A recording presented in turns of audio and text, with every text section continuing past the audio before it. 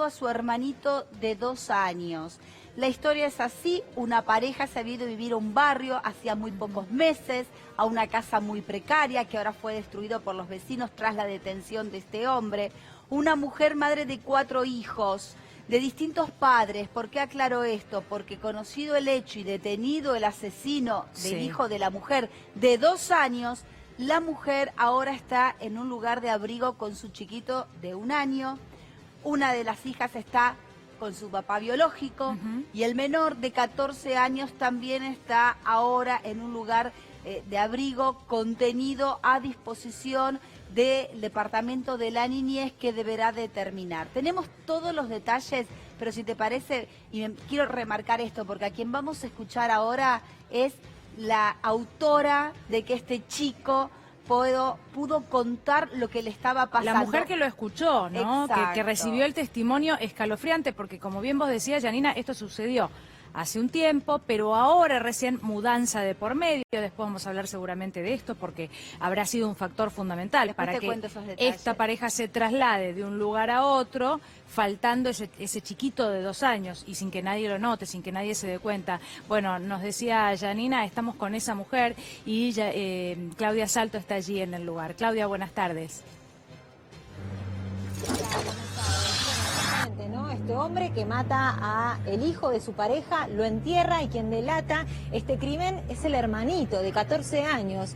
¿Cómo? Bueno, justamente aquí ocurrió en Ruta 25 y la calle San Martín, en una despensa, fiambrería. Este jovencito, obligado por sus padres, iba todos los días a pedir comida y dinero a los diferentes locales de aquí de Mateu. Bueno, tuvo la suerte este jovencito de encontrarse a las dueñas y a las empleadas de este local, de la fiambrería El Entrerriano, donde vamos a ingresar, porque ellas entablaron una relación de amistad. Y esa relación hizo que este chiquito pudiera contar lo terrible que estaba, la terrible situación que estaba sucediendo dentro de su hogar, con este padrastro que no solo lo golpeaba a él, sino a todos sus hermanitos, y de hecho asesinó a uno. Si les parece, vamos a hablar con Rosana, ella es la dueña del local, que actuó, vamos a remarcar, ¿no?, la valentía, la eficacia, todo lo que hizo esta mujer para que también la justicia actuara rápidamente ante este hecho aberrante que descubrieron a raíz de hablar con este jovencito, que les dijo que su padrastro, y en compañía de toda la familia, había no solo matado, sino enterrado a su hermanito de 2 años. Sí, exactamente, así es. Lo recibimos al nene, el nene venía a pedir, conocimos así hace unos meses atrás. Al principio el nene venía bien vestido, nos miraba la cara, cuando hablaba nos daba la gracia, muy educado. Bueno, comenzó a venir continuamente, venía a pedir, uno comienza a indagar siempre a los chicos, dónde vive, con quién vive. Bueno, nos contó que vivía con su padrastro, con su mamá, con sus hermanas. De un tiempo le comenzamos, iba a la escuela, me dijo que no estaba concurriendo al colegio porque no tenía para cargar la SUBE. Luego comenzamos a ver un deterioro en su cuerpo físico, ¿no? Venía ya con la carita triste, su estado físico ya venía más sucio, con ropas más precarias. Así que un día vino golpeado y ahí fue cuando nos preocupamos y le preguntamos qué es lo que le había pasado. En un momento nos había dicho que se había caído de la bicicleta. Obviamente no le creímos, porque si se cae de una bicicleta va a tener raspones en la rodilla, en los codos, no justamente un moretón en el ojo. Cuando ya vino la segunda vez golpeado, ahí sí, ya nos preocupó más el tema. Entonces comenzamos a indagarlo más, a preguntarle más, cómo vivía, y bueno, fue tal así que hemos descubierto que sí, vivía violencia. Y el viernes, bueno, cuando llegó vino a pedir, vino con mucho hambre porque no había comido en todo ese día. Karina le prepara un sandwichito, lo llevo atrás y comienzo a indagarlo, ¿no? Comienzo a indagarlo, a preguntarle bien, que nos cuente. ¿Qué le estaba pasando? ¿Por qué lo veían triste? O sea, exactamente, y fue ahí donde nos relata, ¿no?, que todo este hecho terrorífico. Este calvario que estaba viviendo él y sus hermanitos, porque también comentábamos con anterioridad que a este chiquito de 2 años ya lo venían maltratando, lo dejaban desvestido, a la intemperie, en invierno. Exactamente. Nos dijo que el chiquito no le daban de comer, que había bajado mucho de peso, que ya no podía caminar. Incluso es un nene de 2 años, estaba aprendiendo a dejar los pañales y cuando se hacía pis encima, de castigo lo desnudaban, lo dejaban sin su ropita en pleno invierno. Esto es lo que nos confesó. Y además me imagino el miedo que debía tener este joven, este adolescente, ante estas situaciones que vivía y presenciaba del padrastro, ¿no? Porque también no llegar con dinero o con algún producto para la casa le significaban unos golpes terribles. Sí, eso nos contó de que él sí o sí tenía que llevar algo a su casa. Incluso el viernes él estuvo muy preocupado, en un momento le temblaba su bracito, le pregunté qué es lo que le pasaba y me dijo que tenía miedo de llegar a su casa porque ese día no tenía dinero. Y me dijo que todo lo que le daba a la gente, zapatillas, ropas, todo se lo vendía. ¿Y por qué se lo vende? Y para consumir droga. Todo era para el consumo de droga. Bueno, ya los está escuchando Janina, Daniela, Rosana. Claudia, Rosana, bueno, gracias Rosana por hablar con nosotros, la verdad que te estamos escuchando atentamente y todo lo que nos contás, todo es impactante desde el principio hasta el final, ¿no? Cada pequeño detalle, como para qué era usado ese dinero, así como algo tan grave como el crimen de un chiquito de 2 años, estamos hablando de un bebé prácticamente. Exactamente. Imagino que para ustedes enterarse de todo esto, de pronto les habrá generado también una conmoción grandísima. Porque todo estaba mal en esta historia, ¿no? Sí, no lo podíamos creer. ¿Ustedes conocían a la mamá de los, Sí, de los chicos? No, yo no recuerdo haberla visto. Él siempre iba solamente solo. al nene que venía a pedir. Sí, solito. Ni siquiera le conocemos a las hermanitas, no lo llegamos a conocer. Porque en realidad uno de los interrogantes más grandes es cuál era el rol de esta mujer, ¿no? De esta mamá que sabía aparentemente lo que había pasado, es a su hijo al que aparentemente enterraron. Exactamente. ¿El chiquito pudo aportar algo sobre eso? ¿Dijo algo sobre su madre? Yo comencé a indagarlo, a preguntarlo, ¿no? Él nunca me dijo que su mamá era violenta, nunca me dijo algo así, pero sí su padrastro. Pero en el hecho del entierro del bebé me dijo que participaron ellos 4, son 5 con él, su mamá, su papá, su padrastro y sus hermanitas.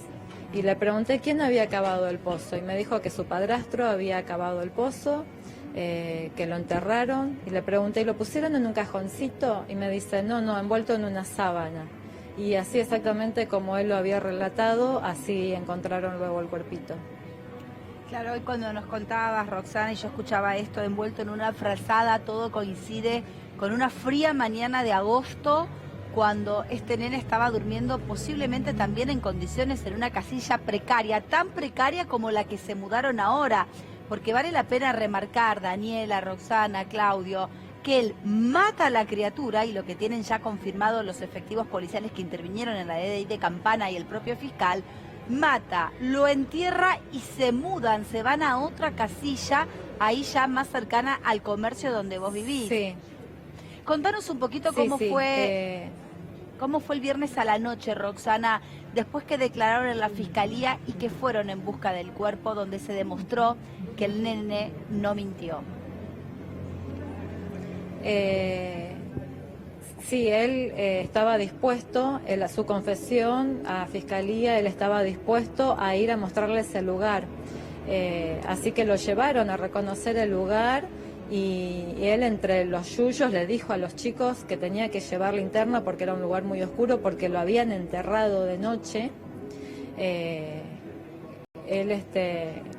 Lo llevaron al lugar, no había unos yuyos muy altos, un descampado.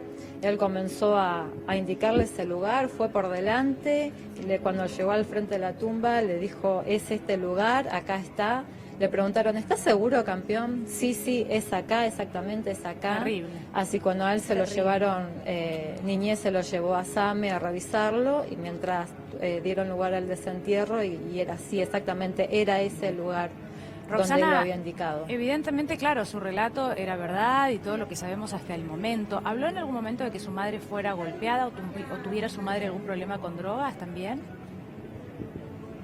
No, él a mí no, pero por testimonios de los vecinos que ahora nos cuentan, no, dicen que sí, que su madre es adicta, que también era violenta, pero él a mí no me contó. Y respecto del cambio de casa, de esta mudanza tan extraña y que justo se produce después del crimen del chiquito de 2 años, entiendo que había una familia o había otro matrimonio que convivió con ellos los primeros tiempos en una de las casas, que podía tener conocimiento de lo que pasó, incluso bueno, las versiones son muchas, ¿no? Tampoco quiero repasarlas todas porque que podrían haber ofrecido a modo de ritual a este bebé. La verdad es que en un contexto de maltrato todo suena muy grave, ¿no? Muy duro, pero ¿saben algo de esa otra familia, de quiénes son? No, la verdad que no. La confesión de él fue que vivía con su mamá, su padrastro y sus hermanitas. De otra familia no conozco. Sí. Bueno, la verdad que es terrible, Roxana, todo lo que nos cuentan. Evidentemente el contexto y la ayuda que ustedes le dieron a este chiquito de 14 años fue fundamental, fue importantísima. Fue, como decía Janina antes, bueno, el contexto adecuado para que él pudiera contar algo tan grave, que evidentemente le pesaba muchísimo, y además su situación personal, ¿no? Sí. Con la que ya no podía convivir más.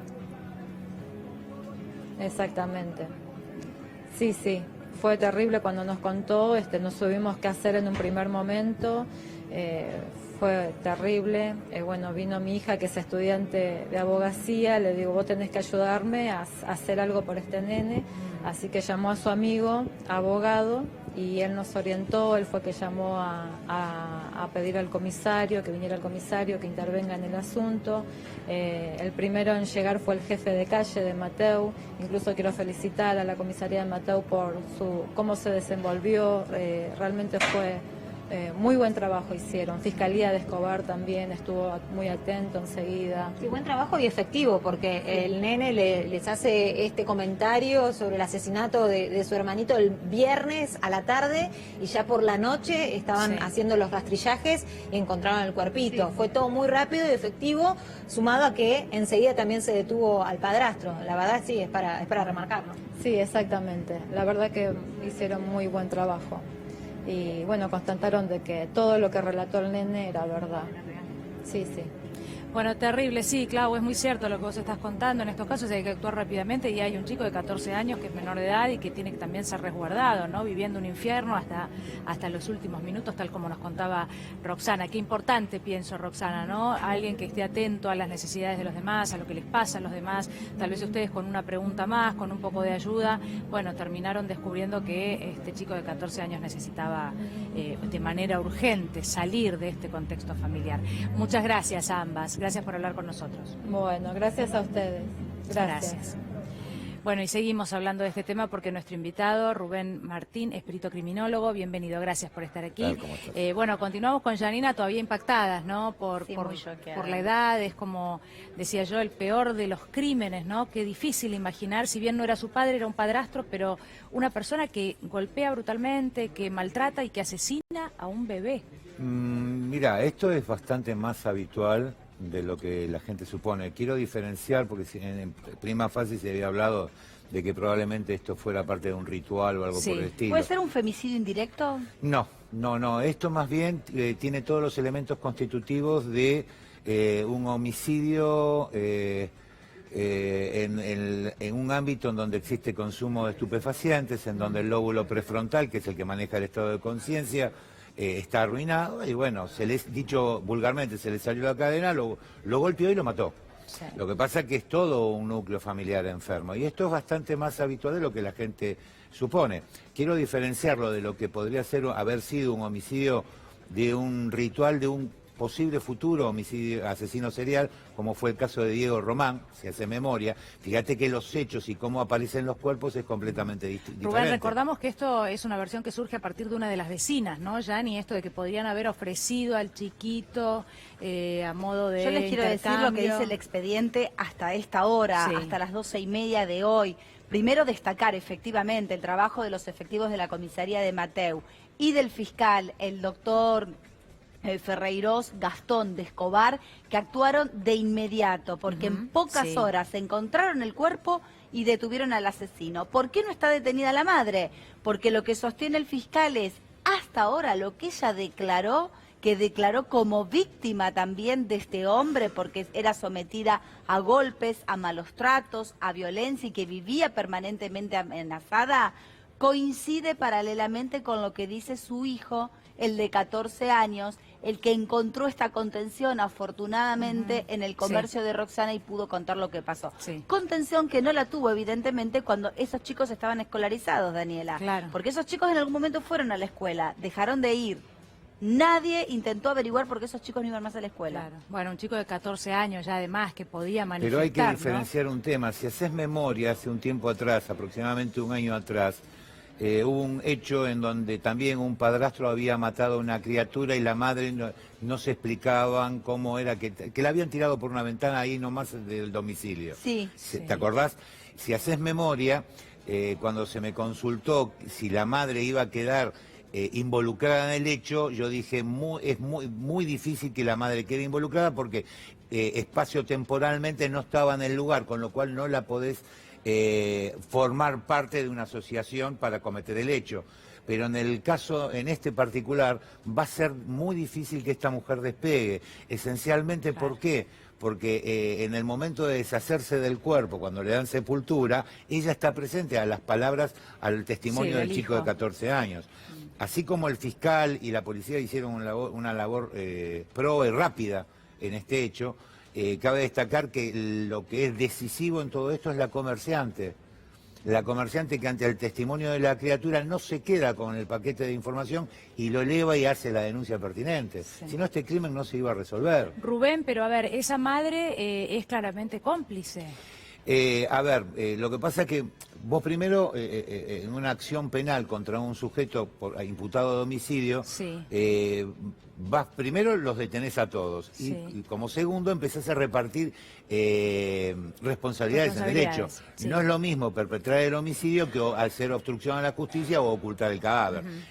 Te hace responsable, te hace pasible de cargo penal y de una sentencia, Sí. pero nunca va a ser la de homicidio. Este hombre enfrenta una perpetua. Sí, pero en este caso, porque hay algunos casos donde una persona no está obligada a declarar en contra, por ejemplo, de su hijo, justamente por el vínculo. Ahí entrarías este en colisión caso, porque tenés un Claro. parentesco directo A ver, la ley a vos te exime de denunciar, claro, te exime de sí. denunciar, pero al estar presente en el Con momento cierto vínculo, por del ejemplo, entierro, a tu hijo, por ejemplo, bueno, hay algunos casos, pero en este caso es no denunciar a su pareja por sobre el vínculo con su hijo. no, por eso entran en colisión el vínculo, ahí no tenés forma de esquivarle.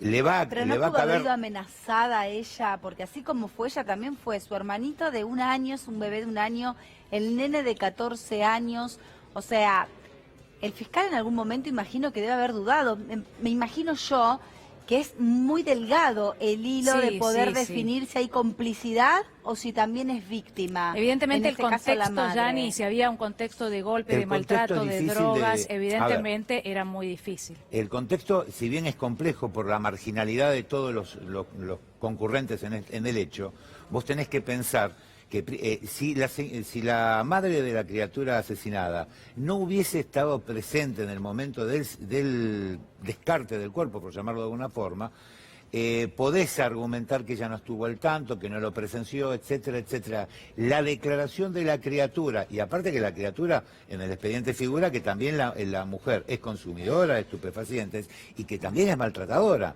con lo cual esto conlleva una situación de que si no creo que le den el cargo, una sentencia equivalente a la del perpetrador del hecho, sí, yo calculo que no se salva de partícipe necesaria. Partícipe necesario, Sí. sí. Ah, yo decía no partícipe necesario, Porque vos estás probablemente un permitiendo cómplice, hacer. pero sí, y además, Rubén, yo pensaba recién, es muy cierto lo que dice Yani, ¿no? Y hay que intentar comprender el contexto, la situación de esta mujer todo el tiempo, ¿no? Probablemente una mujer sin demasiados recursos, que no, de hecho sus hijos no tenían para comer, ¿no? Evidentemente este hombre manejaba todo, probablemente era maltratada y todo lo que veníamos hablando. Bueno, sumamos el tema drogas y ahí ya se complica todo. La vulnerabilidad es total en este Pero no es caso. que estaba encerrada, esto quiero decir. Evidentemente esa mujer tenía o tuvo en una gran cantidad de oportunidades la posibilidad de escapar e ir a contarle a alguien esto.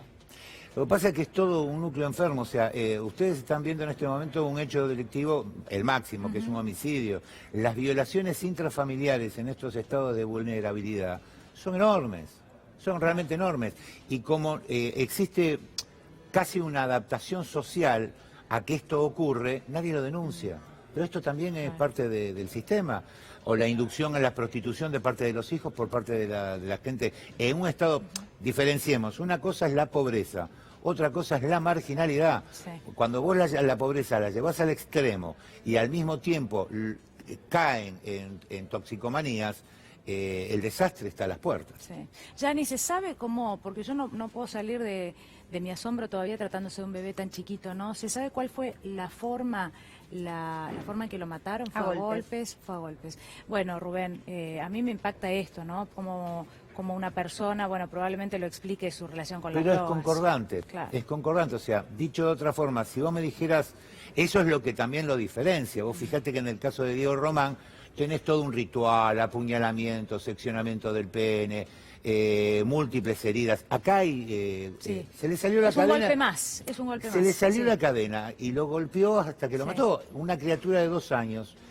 Contra creo que es parquista él o algo por el estilo. Sí, pero en realidad no trabajaba, es un hombre desocupado. Pero a lo que me refiero es la Sí, sí, capacidad sí, de sí. fuerza que de puede... saber hacer un pozo, de saber cavar. Entonces, una criatura de 2 Sí, años, sí, ¿cuánto sí. puede resistir? Y más en un estado de vulnerabilidad tal, en donde son chicos mal alimentados, mal abrigados, sometidos a un estrés continuo. O sea, es realmente grave la situación. Muy, muy grave. Yanina, te pregunto esto por último, porque había una versión que instala una de las vecinas y dice que había otra familia involucrada que es la que le presta la casa, que ellos llegan a vivir a esa casa donde finalmente se quedan y que ahí había otra familia conviviendo con ellos y que ellos practicaban algún tipo de ritual. Sí, eso está prácticamente descartado porque en el momento en que ocurre este homicidio no vivían con esa familia. Ellos vivían solos en una casilla en otra zona de Mateu y ocurrido el hecho y enterrado el cuerpito se van a esta otra casa donde los vecinos sí cuentan que ahí vivía un violador. Entonces dice, teníamos un violador, después viene un asesino. Los vecinos este fin de semana con el hombre detenido y ya nadie volvió a esa casa porque están todos distribuidos en hogar de abrigo o con el padre biológico en el caso de uno de los menores, rompieron la casa. La tiraron abajo, una casilla muy precaria con techo de chapa, la tiraron abajo y no quieren que nadie más viva en ese lugar porque dice que siempre la pasaron mal con gente que se instala en ese lugar. Bueno, lo que mencionaba Rubén, ¿no? Un contexto de marginalidad. Muy marginal. Es un polo de atracción, o sea, dicho Claro. de otra forma, por eso los kioscos de la venta de drogas en este tipo de lugares los terminan demoliendo. ¿Por qué? Porque no es que genera un tema energético o un tema de claro. índole espiritual, sino que la marginalidad y el punto estratégico donde se ubica en determinada estructura es después utilizado por otro que pertenece al mismo grupo etario, por llamarlo de alguna forma.